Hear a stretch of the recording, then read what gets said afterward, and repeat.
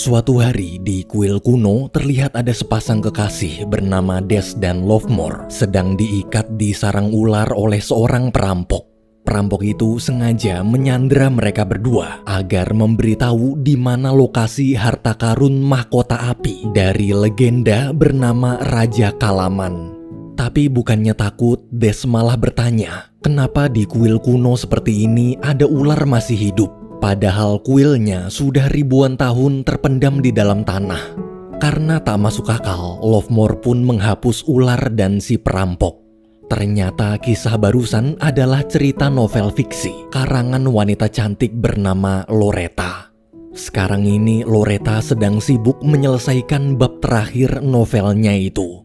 Dulu sebelum jadi penulis novel, Loretta bekerja sebagai arkeolog peneliti benda-benda bersejarah. Ia bersama tunangannya yang seorang arkeolog juga sering menjelajahi serta meneliti kuil-kuil kuno. Namun semenjak tunangannya meninggal dunia, Loretta memutuskan untuk fokus menjadi penulis buku. Oh ya, buku novel yang lagi Loretta tulis ini juga terinspirasi dari kisah nyata Raja Kalaman. Beberapa minggu kemudian, buku novel tulisan Loretta akhirnya selesai. Siang itu, Loretta dan manajernya yang bernama Beth sedang bersiap-siap menghadiri acara penerbitan buku terbarunya. Sambil menahan malu, Loretta komplain kenapa dia harus pakai baju pink aneh kayak gini. Dengan santai, Beth menjawab kalau model baju kayak gitu sekarang lagi tren. Beth juga menyuruh Loretta hati-hati karena baju tersebut dia pinjam dari toko baju terkenal yang harganya sangat mahal. Mau nggak mau, Loretta cuma bisa pasrah. Di tempat acara penerbitan terlihat ada banyak sekali orang datang. Tak hanya Loretta, tokoh pria dalam novelnya yaitu Des yang diperankan oleh seorang model bernama Alan juga datang. Sebenarnya alasan acaranya ramai bukan karena buku Loretta, tapi orang-orang kesana untuk melihat sosok Alan yang ganteng dan gagah. Saking ngefansnya, para wanita bahkan sampai minta Loretta buka bajunya Alan di depan panggung. Dalam hati, Loretta kesal. Padahal ini acara launching buku terbarunya, tapi kenapa Alan yang jadi pusat perhatian? Loretta pun mengumumkan kalau di novel selanjutnya, tokoh Des bakalan mati. Waktu baju Alan mau dibuka, jam tangan Loretta nyangkut di rambut palsu Alan. No, that's pulling it. It's okay. Just be Okay, so I'm sorry, my smartwatch just I know. God, I'm so Stick around for the costume contest. I'm so sorry. Di ruang istirahat setelah menenangkan diri, Loretta memutuskan pergi dari sana. Alan di situ berusaha mengejar lalu bertanya kenapa tokoh Des harus mati padahal sebagai model selama ini Alan sudah sangat menjiwai tokoh Des. Jika Loretta membunuh Des itu sama aja membunuh Alan juga. Tapi Loretta nggak peduli. Baginya Des cuma tokoh fiksi karangan dia. Jadi suka-suka dia Des mau hidup atau mati. Di luar pas lagi nunggu Gojek, ada mobil berhenti tepat di depan Loretta. Karena merasa itu mobil pesenannya, tanpa curiga sedikit pun, Loretta masuk ke dalam. Ternyata dugaannya salah. Loretta malah diculik. Saat mobil pergi, Alan menyaksikan penculikan tersebut. Para penculik kemudian membawa Loretta ke suatu gedung mewah. Di sana dia bertemu anak pengusaha kaya raya bernama Abigail. Abigail memberitahu kemarin dia baru aja membaca buku novel Loretta yang baru terbit. Ia lalu menunjukkan sobekan kertas. Huruf-huruf di sobekan kertas itu sama seperti tulisan kuno di novel Loretta. Abigail cerita, sebenarnya dia sudah menemukan di mana lokasi tempat Raja Kalaman hidup, tapi dia belum menemukan di mana makam Raja Kalamannya. Ia yakin di dalam makam sang raja pasti tersimpan harta karun mahkota api. Jadi Abigail memohon agar Loretta mau ikut bersamanya membantu mencari harta itu. Mendengar cerita barusan, Loretta menolak. Mendengar penolakan barusan, Abigail pun bilang dia nggak jadi minta tolong, tapi dia maksa.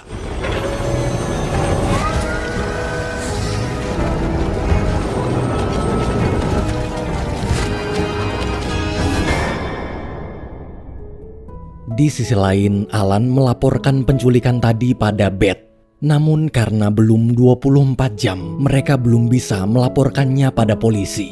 Semua pun panik mencari bagaimana cara menyelamatkan Loretta. Di tengah kepanikan, Alan ingat kalau temannya adalah mantan anggota militer angkatan laut. Ia lalu segera menghubungi temannya itu.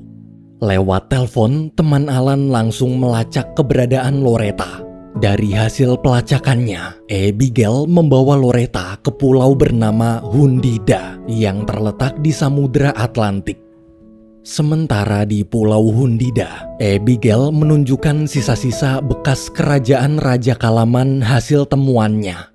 Di salah satu tenda, Abigail menyekap dan menyuruh Loretta mencari petunjuk dari sobekan kertasnya di mana makam Raja Kalaman berada. Ia mengancam sebelum menemukan lokasinya, Loretta tak akan bisa pulang dari sini. Esok hari di bandara Pulau Hundida, Alan dan temannya bertemu. Teman Alan di situ menyuruhnya menunggu di bandara terlebih dahulu. Sebelum kesini, dia sudah menyelidiki tentang pulau ini. Berdasarkan penyelidikannya, tak jauh dari sungai ada sebuah camp yang dijaga ketat. Temannya yakin pasti disitulah Loretta diculik. Alan tak perlu khawatir, dia berjanji 1 jam lagi akan kembali membawa Loretta. Namun Alan ngotot minta ikut. Nggak apa-apa nunggu di mobil, yang penting dia ikut. Karena tuh bocah pengen nangis, temannya pun ngalah. Mereka berdua kemudian pergi ke lokasi camp. Sesampainya di sana, beberapa meter dari camp, temannya menyuruh Alan menunggu di mobil, sementara dia akan masuk menyelamatkan Loretta. Lagi-lagi bukannya nurut, Alan malah nekat nyusul ke dalam.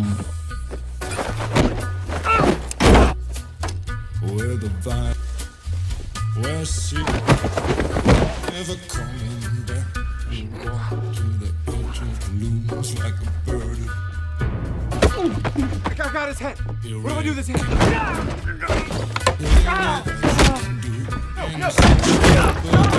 Hey, no. Oh, yeah. Great effort, Alan. Don't do it when I'm...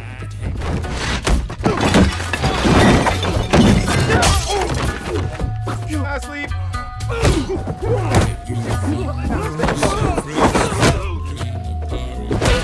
Mereka berdua berhasil menemukan Loretta. Tapi pas mau melepaskan ikatannya, anak buah Abigail datang mengepung. Karena nggak sempet, mereka pun membawa Loretta dengan keadaan terikat.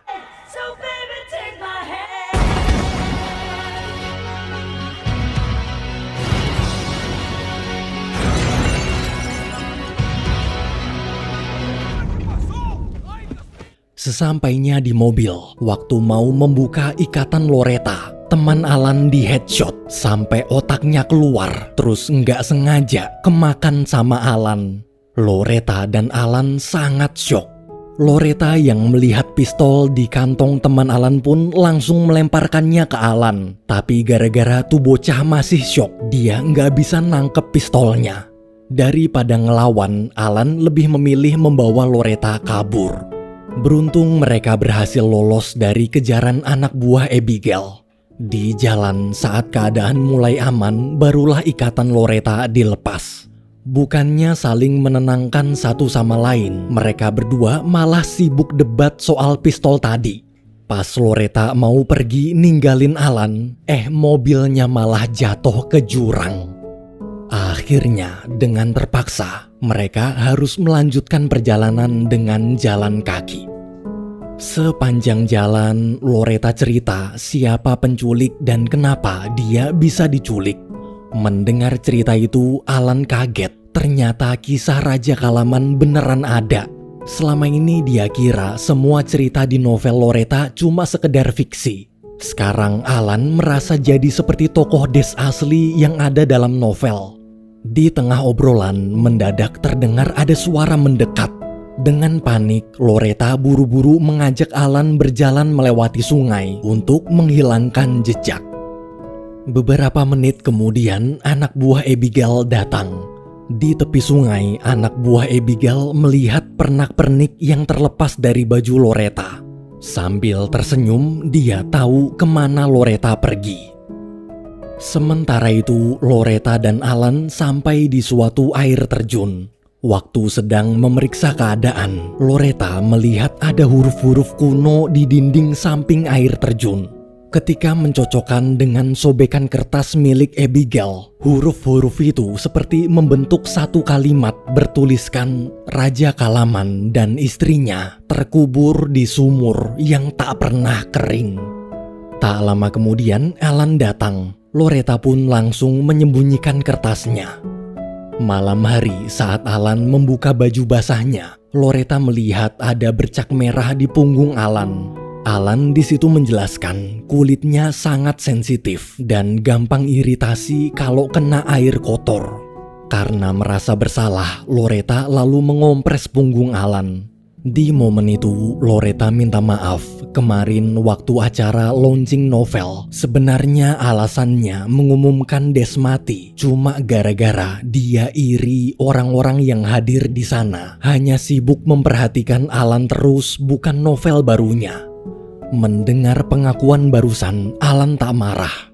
Apapun ucapan Loretta, mau itu pujian atau bahkan hinaan sekalipun, baginya semua baik.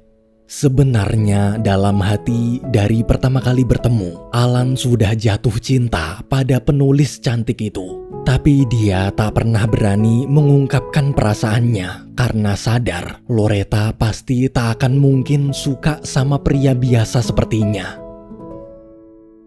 Di sisi lain, waktu para anak buahnya melapor kalau mereka gagal menangkap Loretta, Abigail marah besar. Salah satu anak buah Abigail lalu bertanya, kenapa bos lebih memilih repot-repot mencari Loretta daripada mencari arkeolog lain yang lebih hebat? Abigail menjawab dia sudah bertahun-tahun mencari arkeolog ke seluruh penjuru dunia yang mengerti tentang sejarah Raja Kalaman. Tapi tak ada satupun yang tahu. Jadi baginya Loretta seperti emas. Dia rela berjuang menangkap Loretta demi bisa dapat harta karun mahkota api Raja Kalaman. Sementara itu, setelah 24 jam, Beth akhirnya bisa melaporkan penculikan Loretta pada polisi. Namun bukannya membantu, polisi malah menganggap mungkin Loretta sedang pergi liburan bareng teman-temannya aja. Karena kesal, besoknya Beth memutuskan mencari Loretta sendirian. Di bandara, Beth bertanya pada petugas pesawat mana yang menuju Pulau Hundida. Sayangnya jadwal penerbangan ke Pulau Hundida baru ada lagi besok. Saat petugas pergi, ada seorang pria menghampiri Beth, lalu bilang tadi dia tak sengaja mendengar obrolan Beth. Kebetulan dia adalah pilot pesawat kargo yang akan mengantarkan paket ke dekat Pulau Hundida. Jika Beth mau ikut, dia bersedia memberi tumpangan. Awalnya Beth curiga, tapi karena tak punya pilihan lain, dia terpaksa ikut. Di Pulau Hundida, ketika Loretta sedang memeriksa sobekan kertasnya, Alan datang. Melihat itu, Alan sadar pasti kertas di tangan Loretta adalah kertas milik Abigail yang sebelumnya dia lihat di camp. Alan pun marah. Gara-gara Loretta mengambil benda penting itu, Abigail jadi malah akan terus mengejar dan sekarang mereka akan kesulitan kabur. Karena nggak terima dimarahin, Loretta marahin Alan balik. Dia bahkan sampai ngata-ngatain Alan cowok narsis yang kebetulan bisa jadi model. Ucapan Loretta barusan membuat Alan terdiam. Baru kali ini dia merasa Loretta sudah keterlaluan. Alan lalu cerita, dulu pertama kali dia jadi model, dia sangat malu. Saking malunya, berbulan-bulan dia sampai berusaha menjauhi teman-teman dan keluarganya agar mereka tak ikut malu juga. Hingga suatu hari di jalan, ada seorang wanita asing menyapanya dengan ekspresi gembira.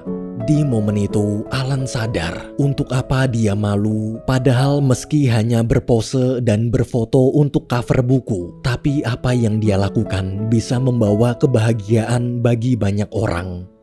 Akibat perdebatan tadi, mereka berdua jadi jalan jauh-jauhan. Di tengah jalan, tiba-tiba 3 anak buah Abigail datang.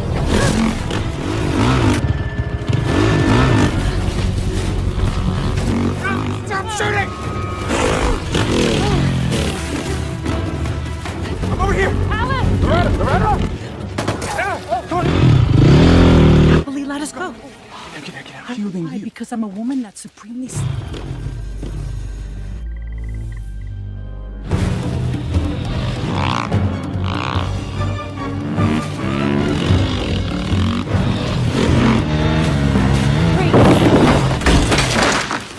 Dua anak buah Abigail mampus.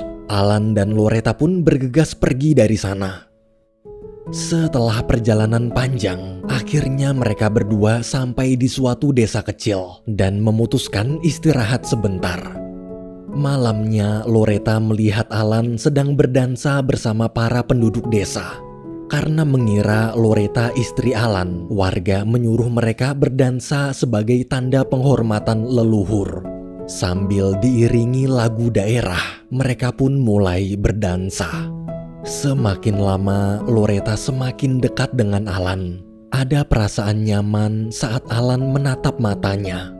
Di momen itu, Alan bertanya, kira-kira apa arti lagu dansa ini?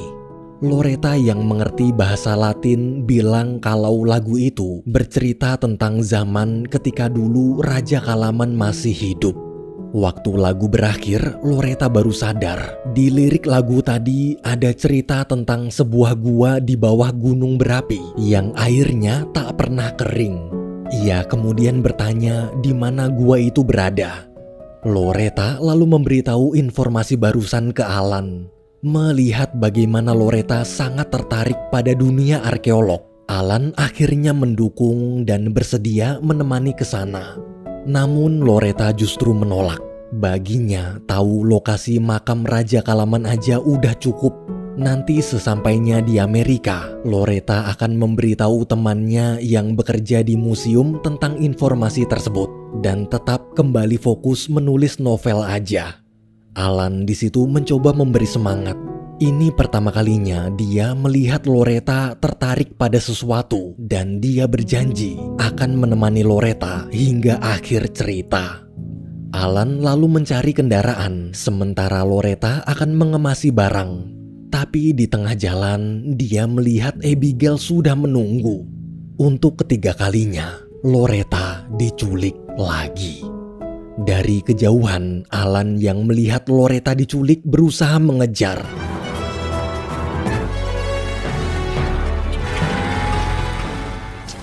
Sarasota, Afghanistan, Iraq. Who is that? Is a highly trained combat. Alan berhasil menyusul. Di dalam mobil, saat anak buah Abigail lengah, Loretta menyiram alkohol ke rokok. Is it okay if I just Used the glass before?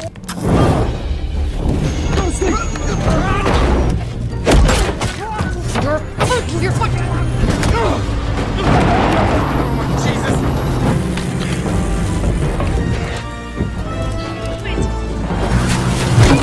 Go to sleep, asshole.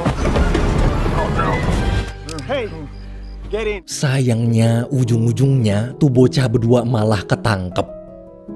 Besoknya, setelah dapat informasi di mana lokasi makam Raja Kalaman, Abigail bersama satu anak buahnya membawa Alan dan Loretta ke gua tersebut. Di dalam gua, mereka menemukan sebuah lubang kecil. Sambil menodongkan pistol, Abigail memaksa Loretta masuk ke dalam lubang duluan. Meski ketakutan, Loretta mencoba merangkak masuk. Di tengah lorong, karena sempit dan gelap, Loretta panik sambil teriak. Dia sudah tak sanggup merangkak lebih dalam lagi. Alan di situ berusaha menenangkan dan menyuruh Loretta tarik nafas dalam-dalam, hembuskan pelan-pelan, lalu meyakinkan kalau semua akan baik-baik aja. Mendengar ucapan Alan, Loretta pun tenang. Kemudian lanjut merangkak hingga ke ujung lubang. Setelah keluar, Loretta benar-benar kagum melihat pemandangan yang begitu indah. Di sana juga ada air terjun serta kuil kuno tempat Raja Kalaman dan istrinya dimakamkan. Tak lama kemudian, Alan, Abigail bersama anak buahnya datang. Melihat makam yang selama ini dia cari, Abigail sangat senang. Tiba-tiba terdengar suara gunung berapi akan meletus. Abigail pun menyuruh Alan dan anak buahnya membuka peti makam Raja Kalaman. Namun saat dibuka, kebahagiaan Abigail seketika hilang. Tak ada mahkota api berharga mahal. Yang ada hanyalah mahkota hiasan kepala dari cangkang kerang. Loretta lalu membaca tulisan kuno di dinding gua. Tulisan itu menceritakan tentang perjalanan kisah cinta Raja Kalaman dan sang istri. Dulu Raja Kalaman membuat mahkota sederhana dari cangkang kerang merah untuk melamar istrinya. Mahkota itu pun menjadi simbol cinta mereka berdua yang diberi nama mahkota api. Mendengar penjelasan barusan, Abigail marah besar. Semua waktu, uang, bahkan nyawa yang telah dia korbankan ternyata sia-sia. Mendadak terjadi gempa. Saking kecewanya, sambil menodongkan pistol, Abigail mengurung Alan dan Loretta di dalam peti, kemudian pergi menyelamatkan dirinya sendiri. Tapi di luar gua, karena selama ini percaya dengan janji manis bosnya kalau mahkotanya akan berharga sangat mahal, anak buah Abigail pun kecewa melihat kenyataan tadi. Dia lalu kabur naik kapal boot meninggalkan Abigail sendirian. Meski Abigail berkali-kali menembak sampai pelurunya habis, tapi nggak kena-kena. Tepat saat anak buahnya pergi, ada kapal lain datang. Abigail langsung berteriak minta tolong. Ternyata kapal itu adalah kapal yang Beth sewa untuk menyelamatkan Loretta. Dengan polosnya, Beth menolong Abigail. Di sisi lain, Alan dan Loretta masih terjebak dalam peti mati bersama tengkorak Raja Kalaman. Alan di situ minta maaf karena dia gagal menyelamatkan Loretta. Kini dia sadar sampai kapanpun dia tak akan mungkin bisa menjadi seperti tokoh Des yang kuat dan pemberani. Mendengar itu, Loretta tersentuh. Ia tahu Alan tak bisa sehebat Des, tapi apa yang Alan lakukan benar-benar keren. Jika bebas nanti, Loretta janji dia akan menulis novel tentang petualangan mereka berdua ini. Di tengah obrolan, Loretta merasa seperti ada besi di sebelah kakinya. Waktu diperiksa, ternyata itu adalah linggis milik anak buah Abigail yang tertinggal. Alan lalu berusaha membuka peti menggunakan linggisnya. Setelah berhasil keluar, gunung berapi mulai meletus. Never mind. Trees are on fire. Nope. Tunnel's a note. We can follow it into the ocean.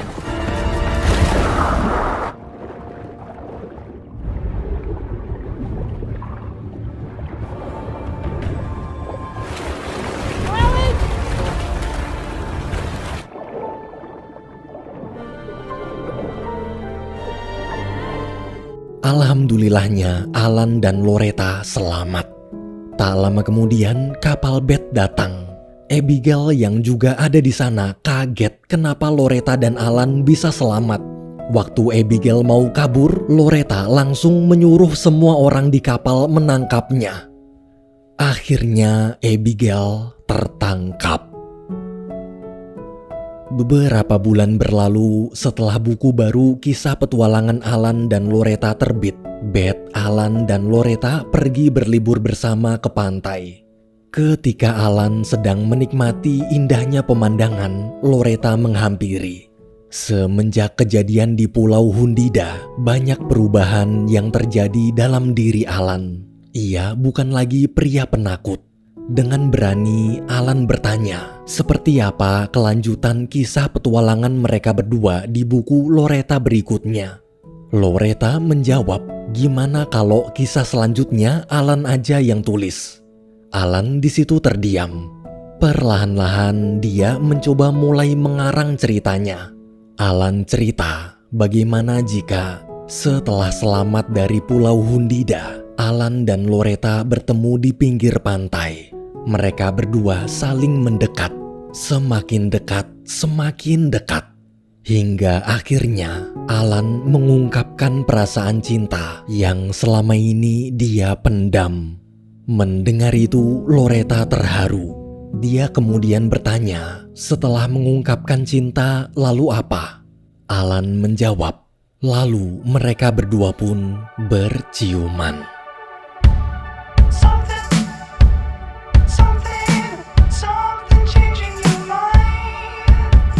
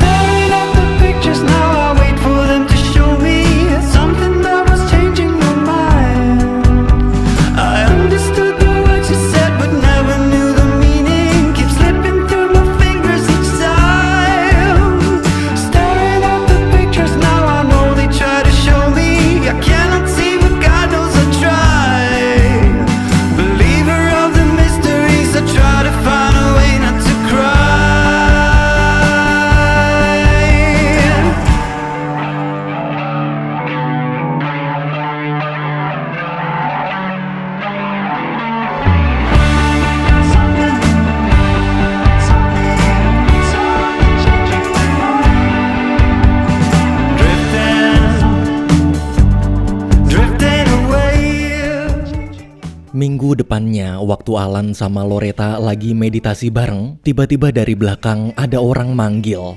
Ternyata itu temen Alan.